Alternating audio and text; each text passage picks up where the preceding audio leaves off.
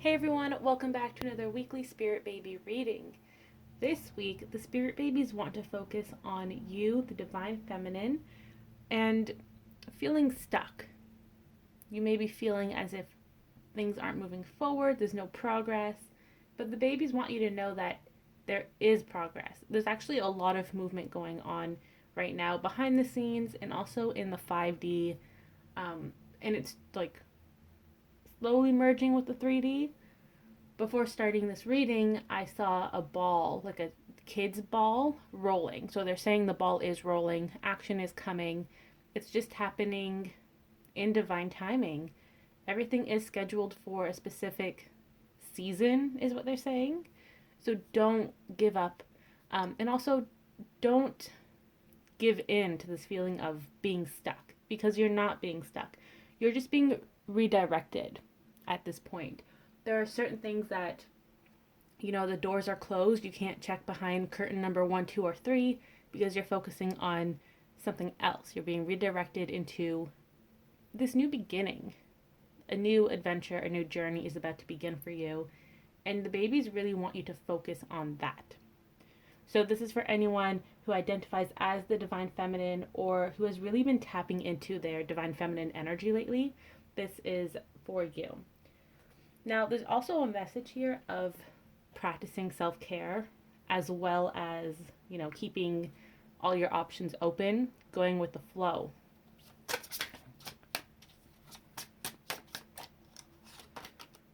We have a star here. Clarity is coming. It may be from the spirit babies with the assistance of the archangels, specifically Archangel Gabriel coming through with this card. They're asking you, are you ready for it? Are you ready for this information, this new beginning? And they're reminding you that everything that you have been working towards, be it union or manifesting that house you want, it's still manifesting in the background. But you, as the CEO of your life, you're being asked to start a new project and let your spirit team, the spirit babies, wrap up loose ends with your current manifestations. So they're asking you for a new updated manifestation list almost. So they're saying, we have everything under control. Don't worry, don't stress out about it, and don't check in. Okay, I'm going to give you a little story of when I used to work in an office. I'm a very independent worker.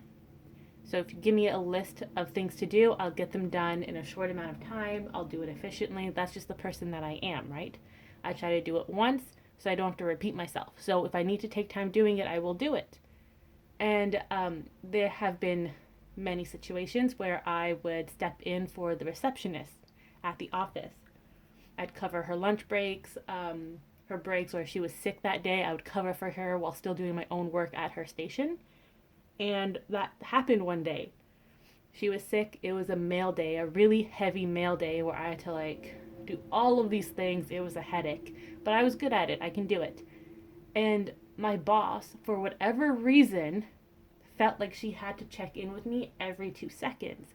And I got really frustrated and I was like, listen, lady, I've been doing this for a while now. The more you check in with me and you stop me in my process and talk to me for whatever reason you want to talk to me is delaying my efficiency. So if you want all of this done by noon, but you also want all of my original work done by noon, I can't do that if you keep interrupting me, right? And that's kind of what the spirit babies and your spirit team is telling you. They don't mind you checking in every once in a while and, keeping up the morale and be like, hey, spirit team, you're doing a great job. Hey, spirit babies, come hang out with me for lunch and we'll have a chat and hang out. That's fine.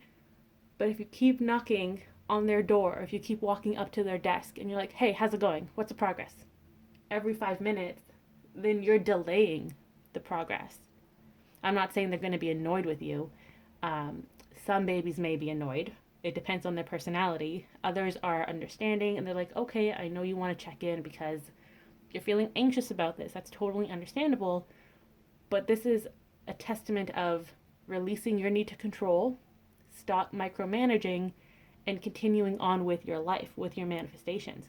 Always looking at the horizon, at the new beginnings coming your way.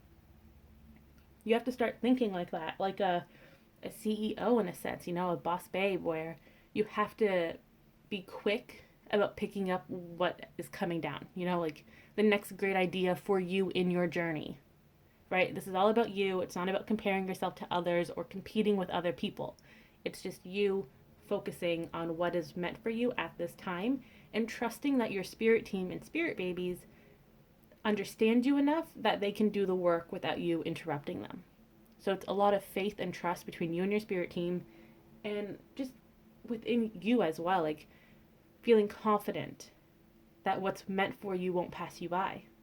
And that's always the case, like if it truly is meant for you, it's not going to pass you by. What else do we have? We have the Two of Wands. So this card is talking about releasing that need to control, giving up that control, letting your spirit babies water the seeds that you've planted. That's usually what this card represents to me. You've planted these lavender plants and you're going to go on vacation and you're like, oh my God, no one's going to water the plants for me. Don't worry, the spirit babies got you, okay? They're going to water the plants, they'll take care of it, and they're going to do such a good job, and they enjoy this job. They're going to ask you, hey, can we just do this from now on and you can start something new? So give them that responsibility too, because a lot of spirit babies, they want to feel like they're involved in your life, in your manifestations. So allow them to do that. It's like when a child is like, oh, can I help you with dinner? Or can I help you do the laundry or whatever? They just want to be involved, right? They want to feel like they're part of the team. So allow them to feel part of this team. Allow them to help you manifest. Now, the Two of Wands is also a divine timing card. So they're saying that for some of you, once you fully release that need to control and you give them that trust and you tell them that you trust them, that's when you're going to start seeing things manifest very, very quickly. It goes hand in hand, and this is a lesson that you're going to have to learn. And take your time with it. Don't force yourself to give up control. Take it step by step every day. Oh, we have Page of Cups. Okay, so there is some new information coming your way. This is different from the clarity that the star is representing here. The Page of Cups is creativity, inspiration. It can be a heartfelt communication. There's a lot of gentleness with this card, a lot of shyness too. So for some of you, it may be your spirit babies coming forth and introducing themselves, or just strengthening that bond with them. They're still a little shy. That's okay. For others, this is your creativity coming back to you. And it's a little shy. You're rusty. That's the thing, let's say you used to paint a lot in your youth, in your childhood, and you haven't touched a paintbrush since, and now you suddenly have this spark of imagination, of inspiration. I'm going to paint this. It's going to feel rusty, right? Your hand isn't used to the movements anymore. You aren't able to translate the image in your head to your hand, to the canvas.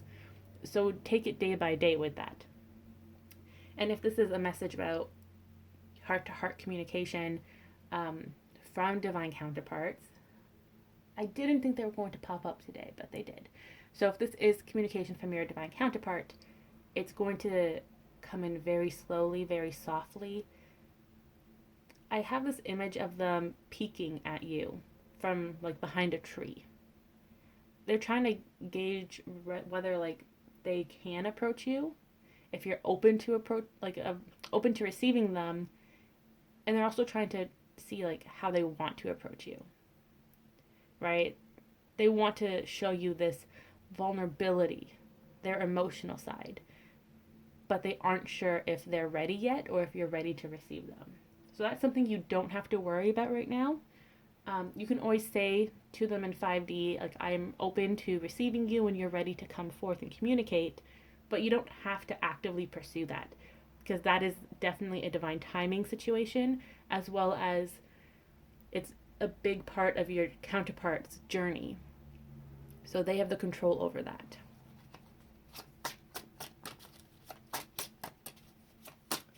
So what else do we have here?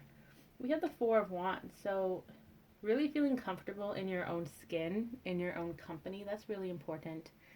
Also feeling comfortable in your creations, your mission, if you will, your journey. What is it that you're passionate about? Are you going after that? So basically, the spirit babies are saying that this week is the foundation week. Almost like every week, they're going to give you some type of homework to start working on.